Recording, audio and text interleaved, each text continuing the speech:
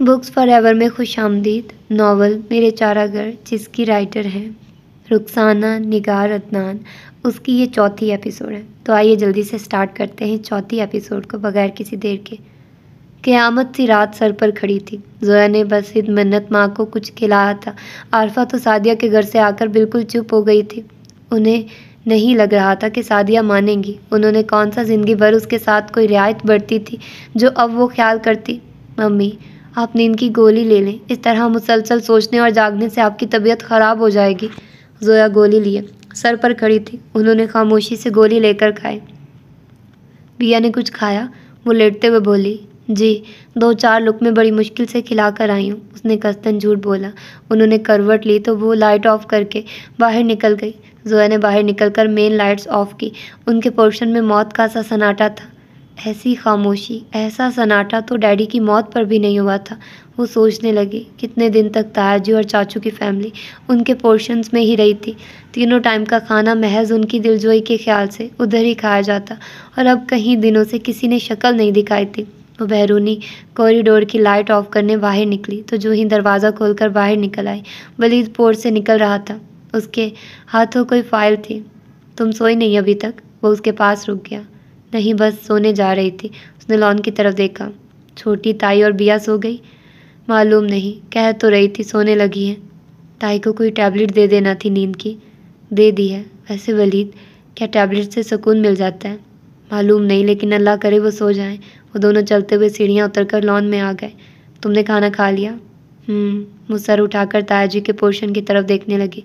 घर की तमाम लाइट्स रोशन थी। दोनों खामोशी से टहलने लगे। वलीद, मम्मी कहाँ गई थी? पुप्पो की तरफ? किस लिए? तुम्हें मालूम नहीं क्या? वो अचंभे से बोला। मम्मी ने जिक्र तो नहीं किया, वैसे ही मुझे ख्याल गुजरा कि वो वहाँ किस लिए गई होंगी। पुप्पो ने क्या कहा? कल शाम तक बताएंगी। उनका रिस्पॉन्स कैसा था? वो ज़रा रुक कर पूछने लगी। ऐसे हालात में क्या हो सकता है? बस ठीक। वलीद, मैं यही तो ख़राबी थी, कभी जज्बाती नहीं होता था। वलीद, एक बात बताओ। वो गुलाब की क्यारियों के करीब रुक कर बोली। पूछो। वलीद पुल की मध्यम लाइट में जोया का बुझा हुआ चेहरा देखने लगा। क्या मम्मी दुरुस्त कर रही हैं? मैं क्या कह सकता हूँ। वो हमसे ज़्यादा समझदार हैं और उन्होंने दुनिया देख रखी है, उन्हें तजुर्बा है। उसने फिर अपनी राय महफूज कर ली। फूफो की फैमिली हम लोगों से मैच नहीं करती। दिल की बात ज़बान पर आ गई। तकदीर ये सब कब देखती है कि किसकी मैचिंग किसके साथ होनी चाहिए? ताया जी इतने सख्त दिल क्यों हो गए? उनके फैसले में ज़रा भी लचक नहीं। वो आज तो सख्त दिल नहीं हुए, शुरू से ऐसे थे। तुम्हें शायद एहसास अब हुआ है। वलीद, वो कुछ कहते कहते रुके और आगे बढ़कर संगी बेंच पर बैठ गई, लेकिन इज़्तिराब में फिर उठ खड़ी हुई। कहो, रुक क्यों गई तुम? वो उसके बेचैन चेहरे की तरफ देखकर बोला। चाची और फरियाल एक बार भी नहीं आई। मेरे ख्याल में इससे कुछ फ़र्क नहीं पड़ता। वैसे तुम वो बात कहो जो पूछना चाह रही हो। जोया सर उठाकर आसमान की तरफ देखने लगी। मुझे डर लगने लगा है, वो आहिस्तगी से बोली। किस बात से?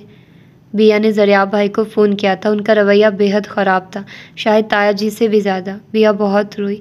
वो तो बिया से बहुत मोहब्बत करते थे। कम अज़ कम उन्हें तो इस तरह नहीं करना चाहिए था।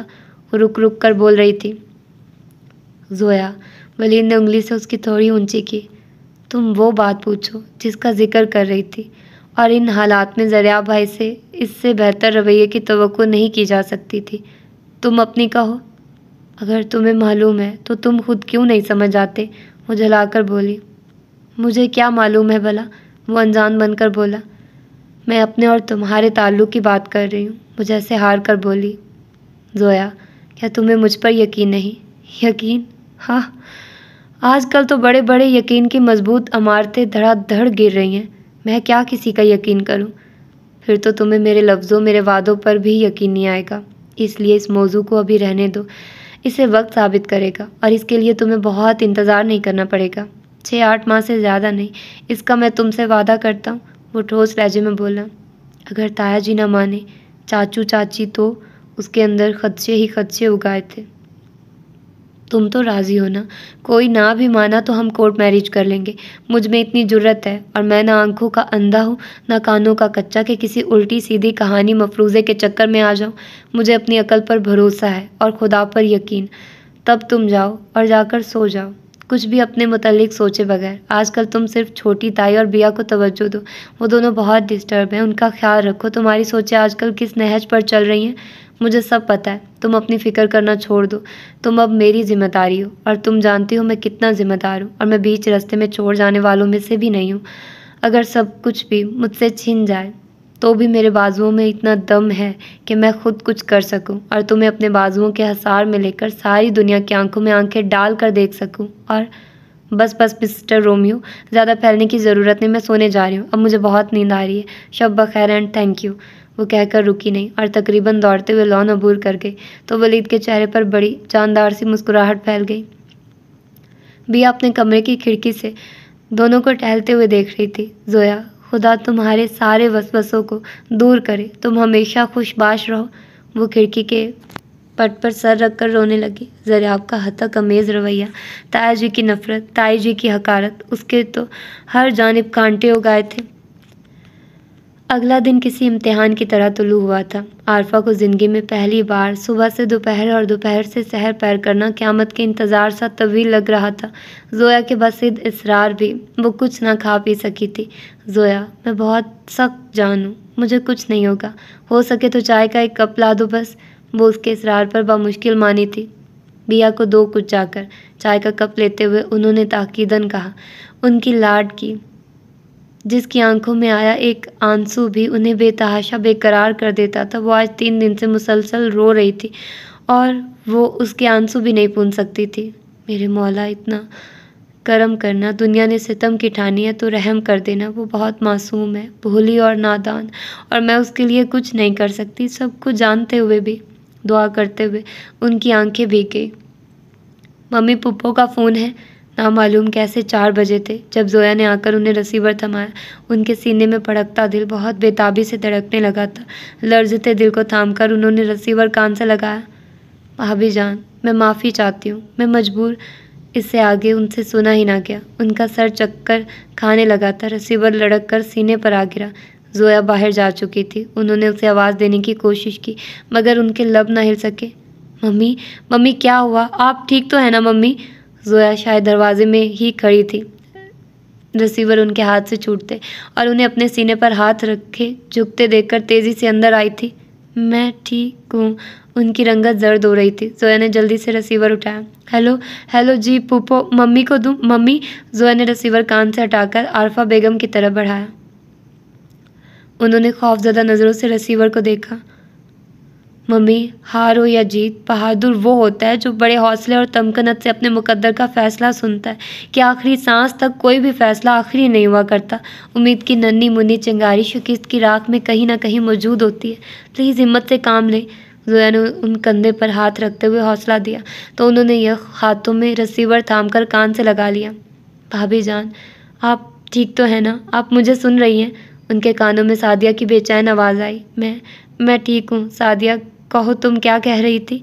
बहुत हिम्मत करके उन्होंने खुद को उस धमाके के लिए तैयार किया जो भी उनकी समाहतों ने सुनना था। भाभी जान, हम लोग कल शाम 7 बजे निकाह करने आएंगे। और क्या? उन पर जैसे शादी मर्ग तारी हो गया। साथ ही रुखसती भी। मैं कोशिश के बावजूद फ़ोन जल्दी नहीं कर सकी, इसके लिए आपसे माजरत कर रही थी। आप पता नहीं क्या समझी। वो जल्दी जल्दी बताने लगी तो वो कुछ शर्मिंदा सी हो गई। राफे मान गया? उन्होंने झिझकते हुए पूछा। जिस लड़के को उन्होंने ज़िंदगी में शायद 1 या 2 बार देखा था, उसके किरदार और काबिलियत के बारे में भी कुछ ख़ास ना जानती थी, उसके हाथ में अपनी लाडली का हाथ देने जा रही थी। जी, वो मान गया है, तभी तो आपको फ़ोन कर रही हूँ। कल शाम 7 बजे तक इंशाल्लाह पहुँच जाएंगे। 6-7 लोग होंगे, राफे के करीबी दोस्त और हम घर वाले।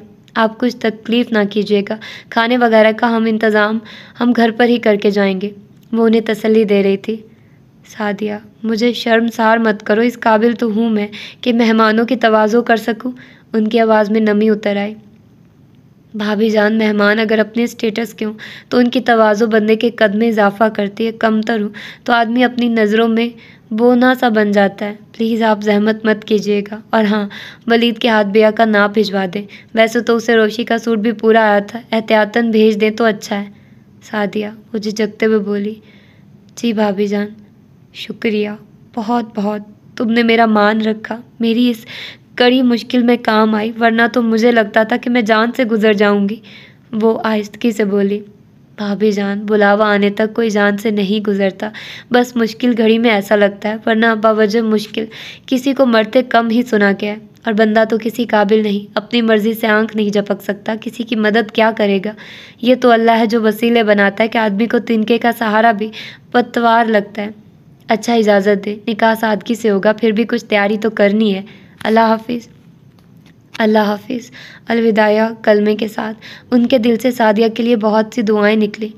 आज तुमने मेरा भरम रखा, अल्लाह तुम्हारी ज़िंदगी की सब कठिनाइयाँ इसी तरह दूर करे। वो दुआ करके उठी तो उन्हें लगा आज एक अरसे बाद वो ज़िंदा हुई हैं। उन्होंने घड़ी की तरफ देखा, 7:30 बज रहे थे। भाई साहब तो अभी नहीं आए होंगे, वो सोचते हुए कमरे से निकली। उनके अंदाजे के मुताबिक बिया अपने कमरे में चुपचाप इजी चेयर पर आंखें बंद किए पड़ी थी। 3 दिन में उसका इतना सा चेहरा निकल आया था, आंखों के गिर्द स्याह हल्के पड़ गए थे। बिया सो रही हो? उनकी आवाज़ पर उसने आंखें खोल दी। उसने कोई जवाब ना दिया तो वो खुद ही दूसरी तरफ पड़े सोफे पर बैठ गई। क्या सोच रही थी? उनके सवाल पर उसने ज़ख्मी नज़रों से उन्हें देखा। माँ से नाराज़ हो? वो फिर भी चुप रही। जो कुछ हुआ मैं जानती हूँ, इसमें तुम्हारा कसूर नहीं, मगर कभी आदमी किस्मत के हाथों इस तरह ट्रैप होता है कि ज़िंदगी तंग पड़ने लगती है। मैं मजबूर हूँ। वो नज़रें झुकाए बोल रही थी। सब हालात से तुम वाकिफ़ हो, अपने तायाजी के मिजाज और गुस्से से भी। इस तरह इधर से उठकर चले जाना भी तो मुश्किल है। वो बेरब्त जुमले उनके मुंह से निकल रहे थे। मम्मी, आपने जो फ़ैसला किया है वो बताइए। इधर उधर की बातों से ना खुद डिस्टर्ब हो ना मुझे करें, प्लीज़। उसने सर्द लहजे में उन्हें देखे बगैर कहा था। कल शाम को 7 बजे तुम्हारा निकाह है, राफ़े के साथ, और रुखसती भी। उन्होंने अगले ही पल बगैर रुके कह दिया। और कुछ? चंद सानिये बाद वो उसी सर्द लहजे में बोली। तुम ज़हनी तौर पर खुद को तैयार? मम्मी प्लीज़, ये आपका मसला नहीं कि मैं ज़हनी तौर पर तैयार हूँ या नहीं। आपने जो बता दिया ये काफ़ी है। बस आप लोग बेदर्द ना हो। मुझे फांसी कब चढ़ना आप बता चुकी। वो चबा चबा कर बोली और बेबसी उसे देखने लगी। वो एक झटके से उठी और बाहर निकल गई और इससे ज़्यादा खुद पर बंद नहीं बांध सकती थी। उन्हें पता था वो अब कितना रोएगी, मगर वो कर भी क्या सकती थी। आरफा बेगम तो यही सोचते हुए रात 10 बजे के करीब अरबाब अंसारी के पोर्शन की तरफ आई थी कि इस वक्त वो अकेले होंगे, खाने वगैरह से फारिग हो चुके थे और वो इत्मीनान से उनकी सारी बातें कर लेंगी। मगर वहाँ जाकर वो खुद शर्मिंदा हो गई। डाइनिंग टेबल पर खाना तो चुना हुआ था, सारे में खाने की महक रची हुई थी। टेबल के गिर्द उनके जेठ जेठानी, देवर देवरानी और वलीद सब बैठे थे। बातों के दौरान खुशगवार माहौल में डिनर किया जा रहा था। उन सब के चेहरे बशाश थे, जैसे उस घर की छत के नीचे कोई अनहोनी हुई ही नहीं। कोई भी चेहरा उन्हें गमगुसार न लगा। आरफा बेगम ने आहिस्तगी से सलाम किया। ताया जी का चेहरा यकदम तन गया। किसी ने भी उन्हें बैठने को ना कहा। वलीद उठकर खड़ा हो गया। आइए छोटी ताई, आप इधर आ जाइए। वो नैपकिन से हाथ साफ करते हुए बोला। शुक्रिया बेटा, मैं बैठने नहीं आई। वैसे जोया खाना लगा रही थी, बच्चे मेरा इंतज़ार कर रहे होंगे। भाई साहब, कल शाम 7 बजे बिया का निकाह है, सादिया के बेटे राफ़े के साथ। वो 8-10 लोग आएंगे। मैं आप लोगों को दावत देने आई थी। उन्होंने खुद को संभालते हुए तफसील बताई।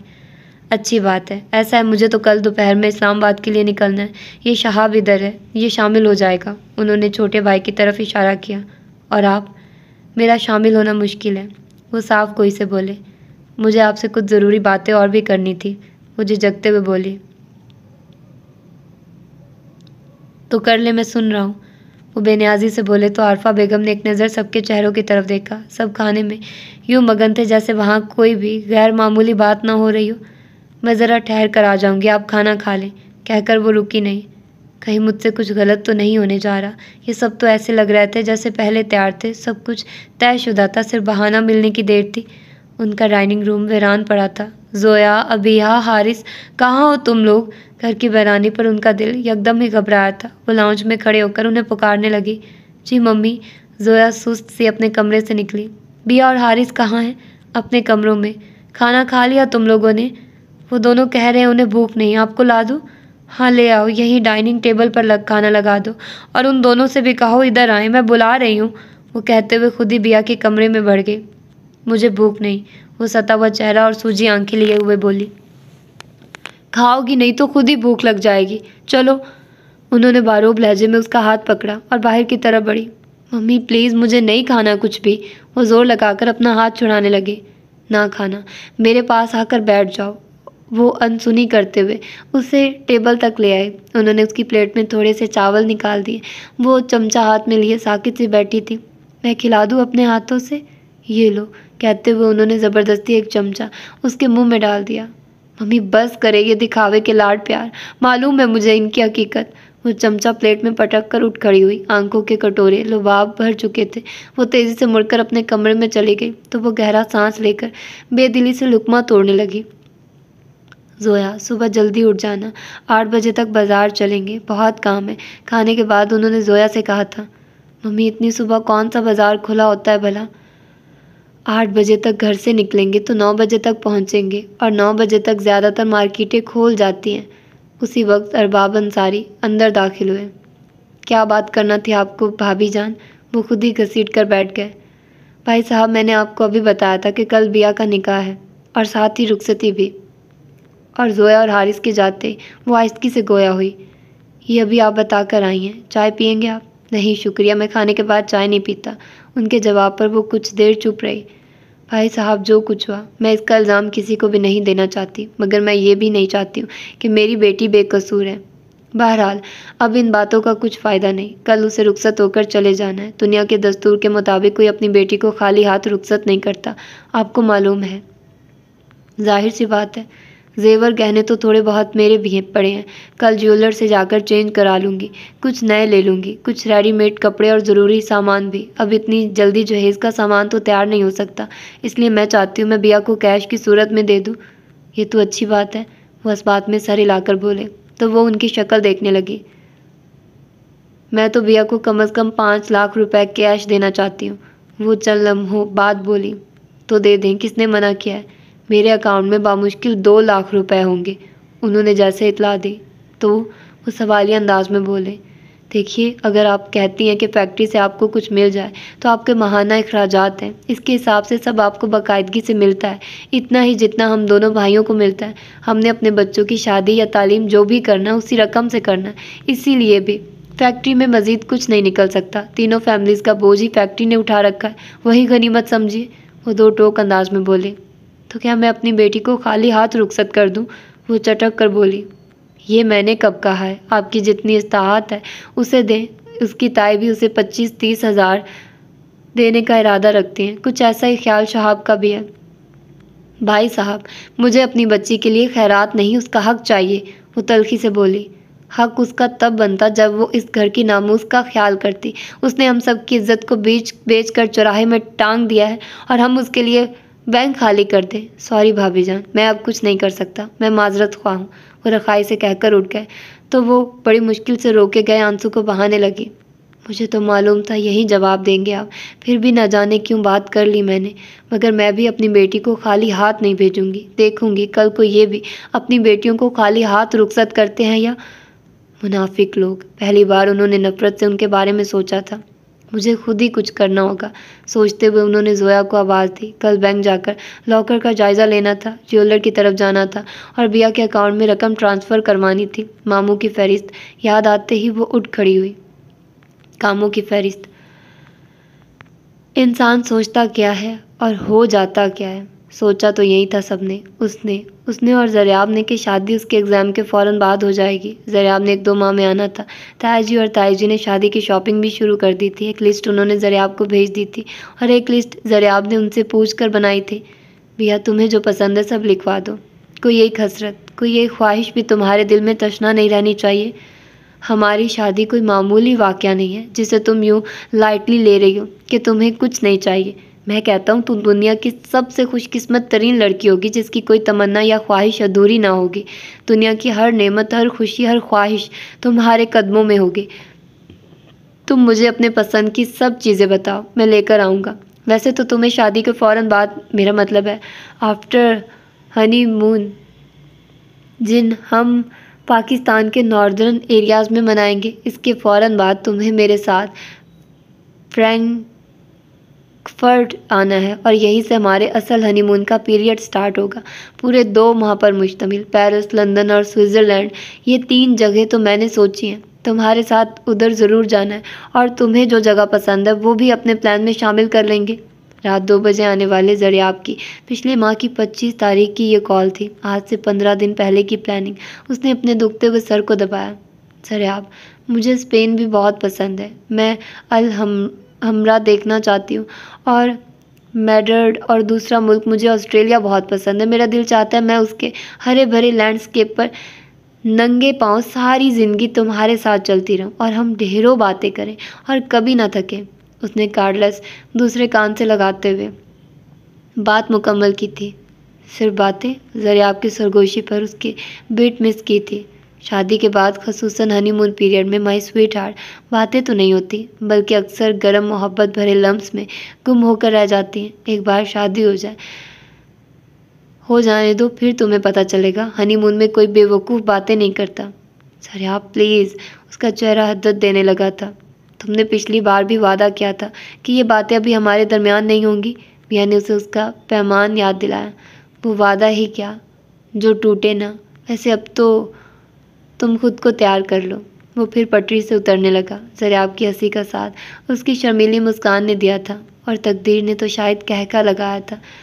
मेरे आने में सिर्फ 1-1.5 माह है। मैंने मम्मी की भेजी हुई लिस्ट के मुताबिक शॉपिंग शुरू कर दिया। तुम अपनी चीज़ें लिखवाओ। मुझे अभी फ़िलहाल कुछ भी याद नहीं आ रहा। मैं 2-4 दिनों में लिखवा दूँगी। ओके, मैं कल रात को फिर फ़ोन करूँगा। ये रात को फ़ोन कुछ ज़्यादा नहीं होने लगे? मियाँ ने उसे टोका। ओह जालिम लड़की, तुम्हें क्या पता, इधर रात का और दिन का फ़र्क भी तो है।